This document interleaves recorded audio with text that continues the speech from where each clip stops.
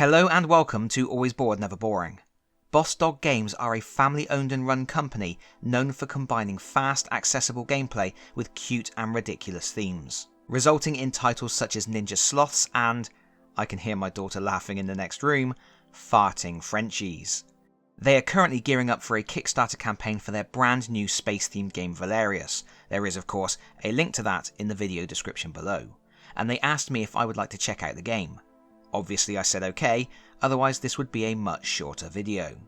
So I have here a prototype, and I do stress it's a very nice prototype, but it's still a prototype.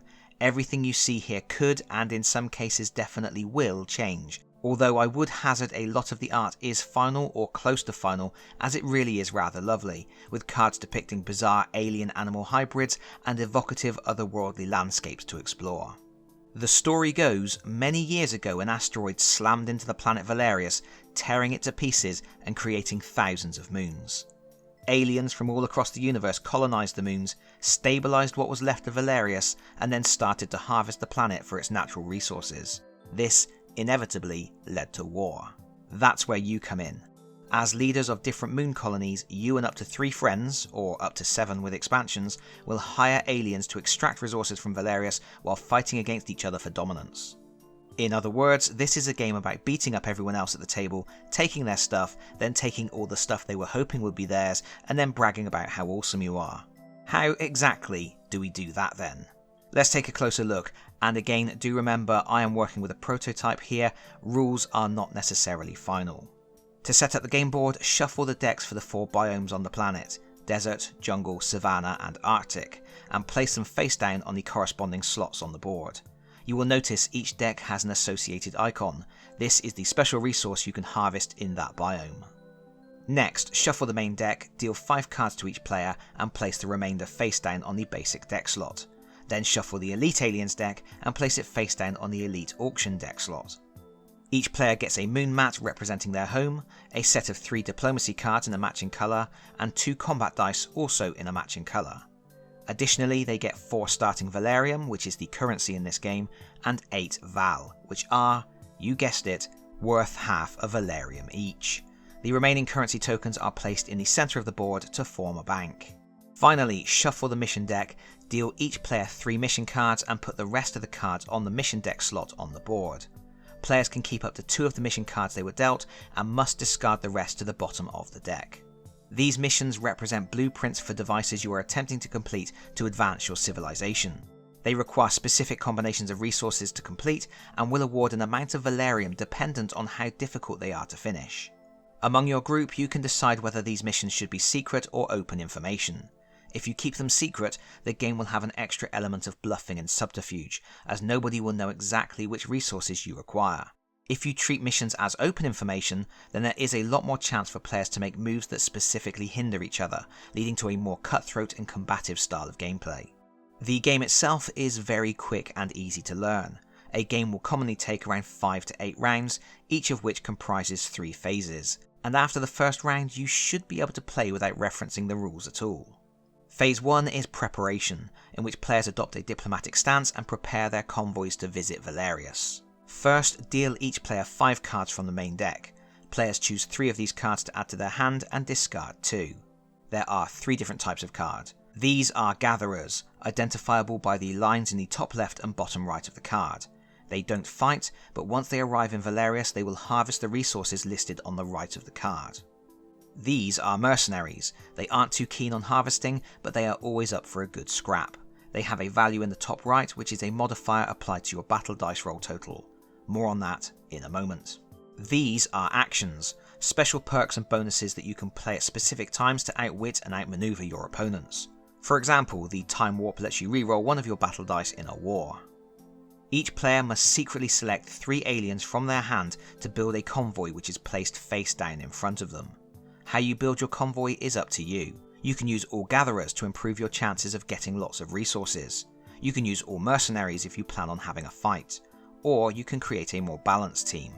Whatever you choose, your convoy's composition will dictate which diplomatic stance you should take. There are 3 types of diplomacy card and you must select one secretly. If you pick peace, you are putting yourself at risk, but you get a bonus Valerium from the bank. Being noble has its perks. If you pick defense, you will ensure no other players can attack you this turn. However, running your force field is expensive, so you will have to pay 1 Valerium to the bank.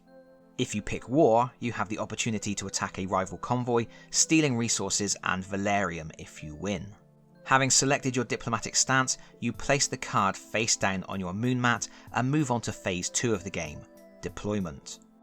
All players flip over their diplomacy cards at the same time. Players who chose defend pay 1 Valerium to the bank. Players who chose peace take 1 Valerium from the bank. If nobody selected war, then players can start gathering resources. But if at least one player has selected war, then you need to determine if a war breaks out, and if so, who with. If only one player has selected war, they can target any one player who has selected peace. The war will take place between only those 2 players. If nobody has selected peace and everybody has defended, no war will occur. However, if more than one player selected war, they will fight against each other. In this case, there may be more than 2 players involved in the fight, and any players who selected peace can breathe a sigh of relief. War itself is a simple matter. First, all players reveal their convoys, even the players who aren't involved in the ruckus. Then each player in the war rolls their 2 battle dice, totaling the result and adding any modifiers from mercenaries in their convoy. After rolling, the combatants have a chance to play action cards. You can play as many as you want, and you can wait to see if your opponent is going to play any before deciding what you want to do. When all the rolling, re-rolling and card play is done, the final scores are tallied and the player with the highest score wins. In the event of a draw, there is an immediate sudden death dice off. The winner collects 2 Valerium and 2 resources from each of their opponents in the war. War can certainly be a lucrative business when things go your way. Oh, and if your opponents don't have Valerium or resources, don't worry, you can take your ill-gotten gains from the bank or a biome of your choice.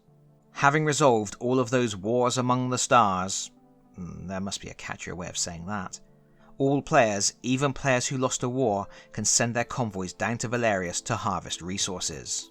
If there was a war, the winner of the war harvests first, with play then continuing clockwise around the table. If there was no war, the player who collected resources last in the previous round harvests first. Failing that, the youngest player harvests first. To harvest the resources, players draw cards from the biomes matching the resource types listed on their gatherer aliens. For example, this Happy Chappy allows a player to draw 2 cards from the Savannah biome, where it's possible to find Astroflora, while this Not So Happy Chappy lets a player draw 1 card from the desert and 1 card from a biome of their choice. In each biome deck there are 3 types of card. The most common type is a basic resource. Find these and you can add them to your stash to complete missions later on. If you're lucky, you may find an ancient artifact from the time before Valerius was torn apart. Valuable treasures that are eerily familiar. These are actually pretty funny. My favourites are the copy of the Arabian Nights, which has been labelled Daily News, and the high-heeled shoe, which has been labelled Torture Device. Find one of these artifacts and you can either sell it, immediately discarding it for 2 Valerium from the bank, or else, for a price, you can break it apart and extract all the useful resources. To do this, you pay 1 Valerium and then you can draw 3 resources of your choice. Unfortunately, not everything is green and pleasant on Valerius. You may also find ferocious beasts. If you draw one of these, you must immediately stop harvesting and attempt to fend off the creature. You roll your battle dice and you can play any action cards you wish, while another player rolls the beast dice in opposition. If you match or exceed the beast roll, you fend it off and earn 2 Valerium from the bank. You can then go back to harvesting that biome. If you lose, you discard the amount of Valerium listed on the beast's card and you cannot draw any more cards from that biome this turn. Once players have collected their resources, or been chewed up in the attempt, all the aliens in the convoys are discarded unless any players have action cards to extend an alien's contract. And then you continue on to phase 3, the development phase, also known as the darn it, I'm 1 resource short phase. During development, players, in the same order in which they collected resources, can complete missions. To do this, they discard all the required resources listed on the mission card, claim the reward in Valerium from the bank, and then return the mission card to the bottom of the mission deck. If a player discards their last mission card this way, they immediately draw 3 more and choose up to 2 to keep, discarding the rest. After development, there is an auction. In a 2-player game, you draw 1 alien from the elite deck and place it in an auction slot. In a 3 or 4-player game, you draw 2 elite aliens. These aliens are enhanced gatherers or mercenaries prepared to lend their services to the highest bidder. They have larger combat modifiers and can harvest more resources. The auctions themselves are free-flowing. Bidding always starts at 1 val, that's half a Valerium, and anyone is allowed to get the ball rolling with a bid of any amount. You can drop in and out of bidding as much as you want, and of course forcing other players to overspend on aliens you didn't even want to hire is all part of the process. Winning bidders pay their bids to the bank, losers keep their Valerium but need to prepare carefully to deal with the elite aliens they may now be facing in the future. Then all players should check to see if they have 21 Valerium stashed away. If they do, they've won. If not, a new round begins. And that is Valerius. Very slick, very simple. You build your convoy, select your diplomatic stance, potentially fight, and then harvest resources to complete your missions. Turns go by fast, and while it's not a brain-burning game by any means, there is a bit to think about. For example, card counting will help you win. There are only a few beasts in each biome, so if you can keep track of when they appear, you will have a better idea of which biomes are safe to explore, and therefore you will know which types of aliens you should be sending to the planet and which types of missions you should be selecting from the mission deck. Choosing your diplomatic card involves tactical thinking and a bit of bluffing, and of course auctions are always fun as you run up the prices or grab a decent alien at a bargain price.